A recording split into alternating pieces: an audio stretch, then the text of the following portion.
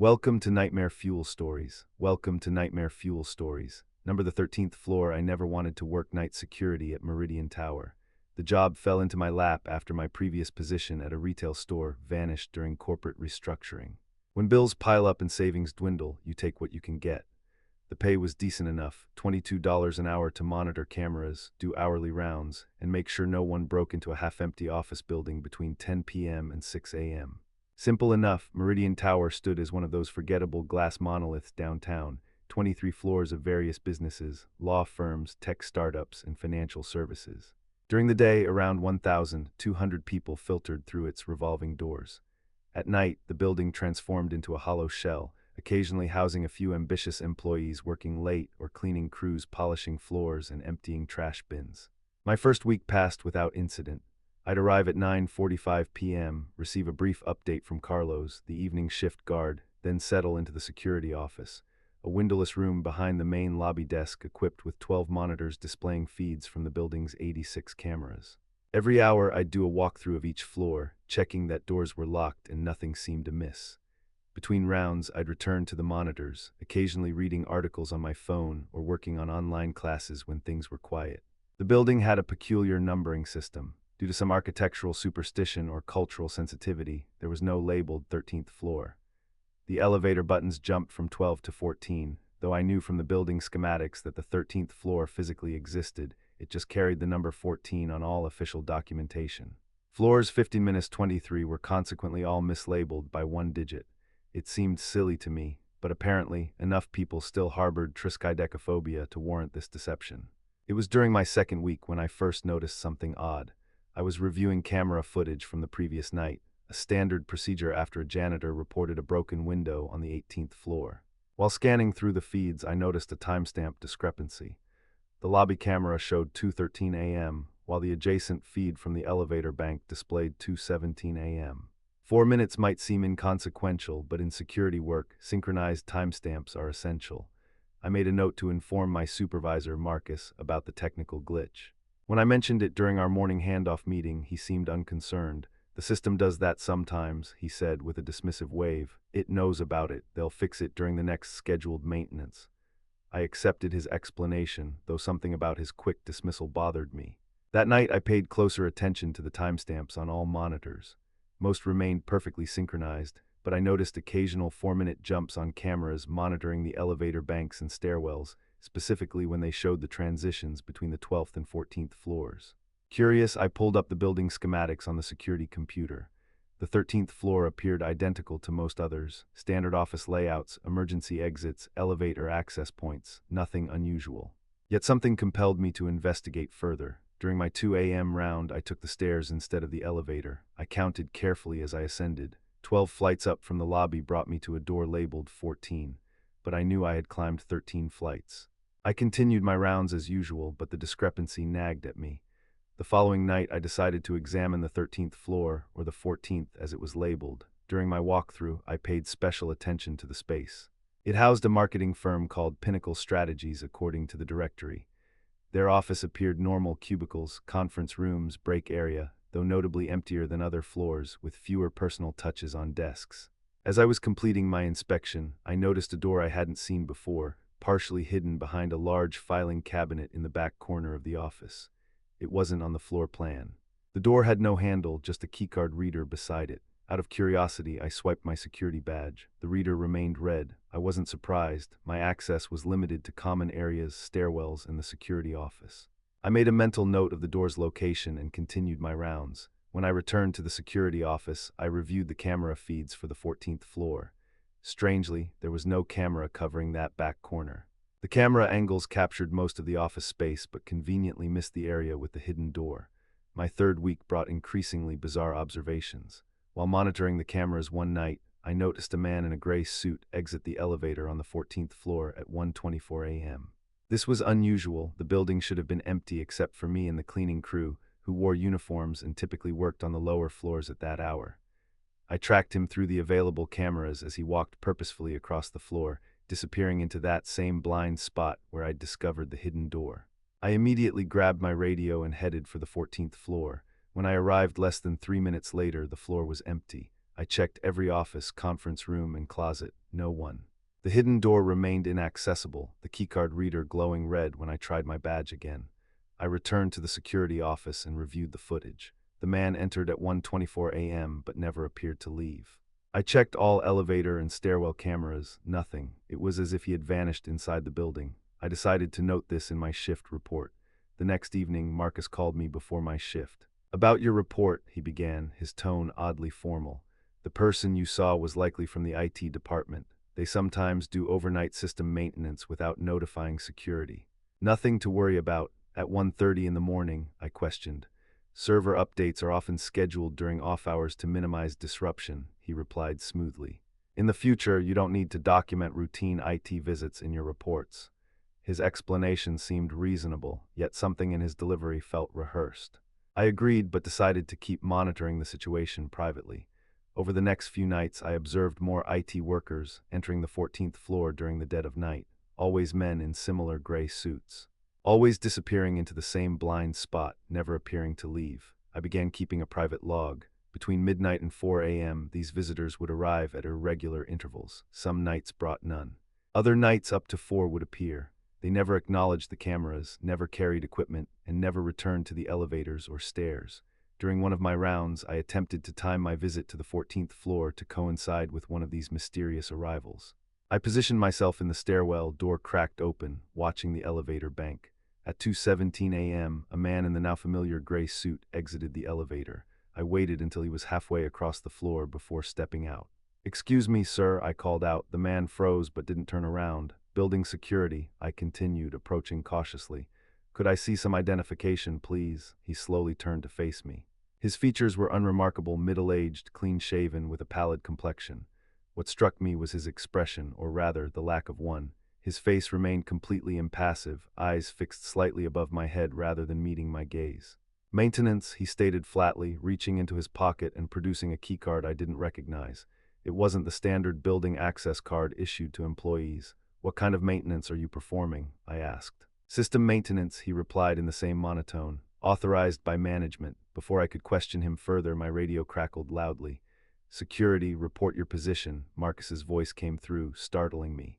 I hadn't expected him to be in the building at this hour. I glanced down at my radio to respond, and when I looked up again, the man was gone. I spun around, scanning the open office space. No sign of him. He couldn't have reached the elevators or stairwell that quickly without me noticing.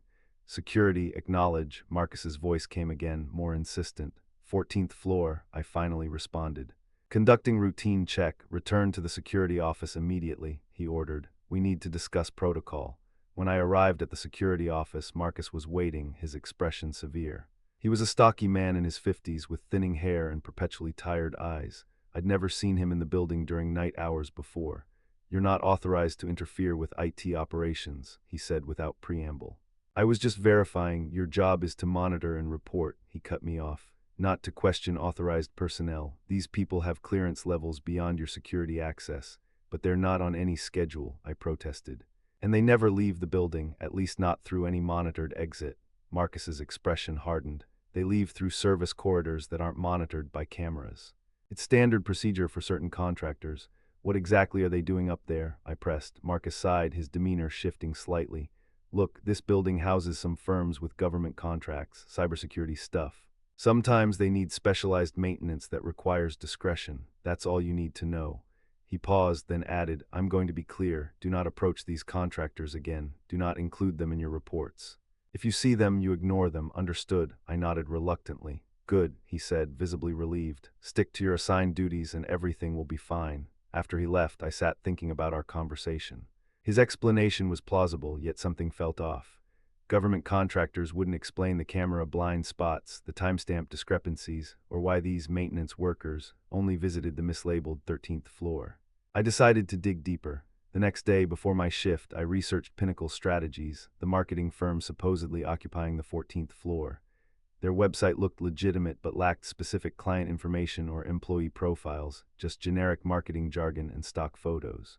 Their listed address matched Meridian Tower, but when I called their published phone number during business hours, I received an automated message stating the office was closed. That night, I arrived early for my shift and observed the lobby from a coffee shop across the street. I watched people leaving the building after work. Between 5 p.m. and 7 p.m., I counted employees exiting from various companies listed in the directory. Not a single person appeared to be leaving from Pinnacle Strategies. During my shift, I paid special attention to the 14th floor during my rounds. The office remained immaculate, too immaculate. No half-filled coffee cups, no sticky notes on monitors, no personal items in desk drawers.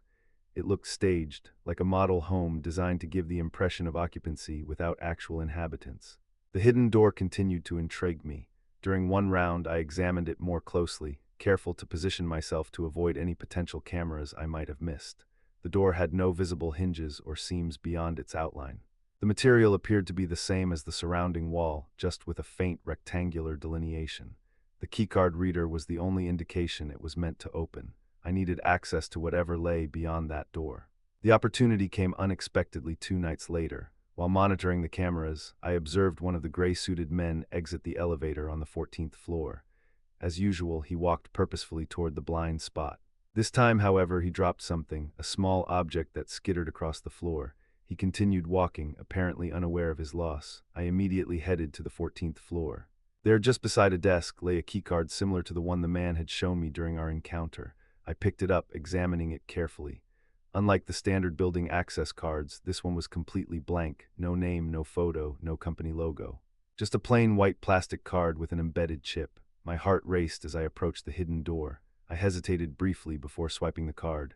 The reader flashed green, and the door slid open silently, revealing a narrow hallway bathed in dim fluorescent light. I stood frozen, torn between professional duty and overwhelming curiosity. Finally, curiosity won. I stepped through the doorway, and the door closed automatically behind me. The hallway extended about 30 feet before ending at another door with an identical card reader. The walls were bare concrete, unlike the finished drywall throughout the rest of the building. No cameras were visible, but I still felt watched. I moved forward cautiously and swiped the card at the second door. It opened to reveal a large, open space that looked nothing like the corporate offices on the other side of the hidden entrance. The room stretched the entire length of the building, with exposed ductwork and wiring overhead. Instead of cubicles and conference rooms, the space contained rows of what appeared to be medical equipment. Hospital beds lined one wall, each surrounded by monitoring devices and IV stands. Along another wall stood large, cylindrical tanks connected to complex machinery. In the center of the room, workstations with multiple computer monitors displayed data I couldn't comprehend from my position. Most disturbing of all, the beds were occupied. From where I stood, I could see approximately 20 people lying motionless, connected to the equipment. They appeared to be sleeping or unconscious, each wearing identical gray hospital gowns. I moved closer to the nearest bed. The occupant was a middle-aged man with a gaunt face and pale skin. Various tubes ran from his arms to the machinery beside him. A monitor displayed his vital signs, heart rate, blood pressure, oxygen levels, all within normal ranges.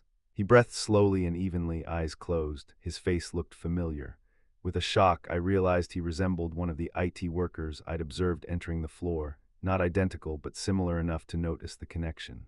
I moved to another bed, another man, younger but with the same pallid complexion. On a small table beside his bed sat a folded gray suit. My mind raced to make sense of what I was seeing, some kind of medical research. Human experimentation, but why hide it in a supposedly vacant office floor? At the far end of the room stood a glass-enclosed office. Inside, I could see filing cabinets and a desk with a computer. Perhaps there I could find answers. As I approached the office, I noticed a large whiteboard covered with diagrams and notes.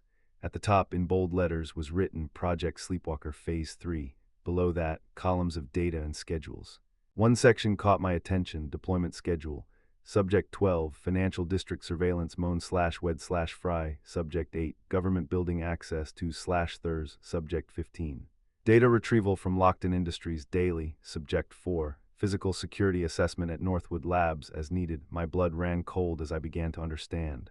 These weren't patients, they were test subjects. And the IT workers weren't maintenance personnel. They were these same subjects, somehow being controlled while their bodies remained here. I needed to document this. I pulled out my phone and began taking photos of the room, the equipment, the whiteboard. As I was photographing the computer screen in the office, which displayed similar deployment schedules, I heard the unmistakable sound of the entry door sliding open.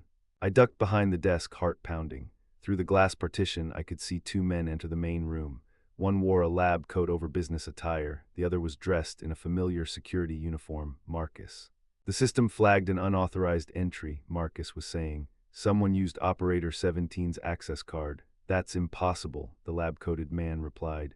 Operator 17 is currently deployed at the federal building.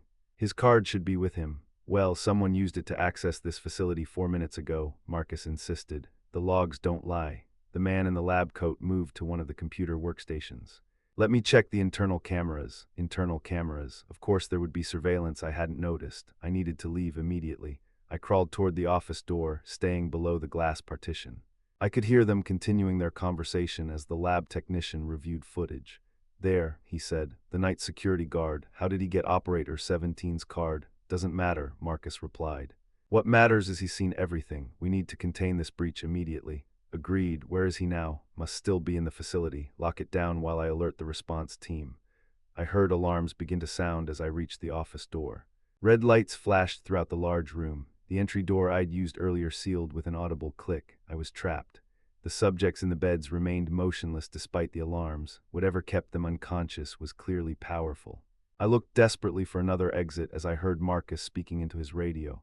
We have a security breach on 13. Night Guard Alexander Hayes has accessed the facility. Initiate containment protocol. Subject may have documented the operation. I scanned the room.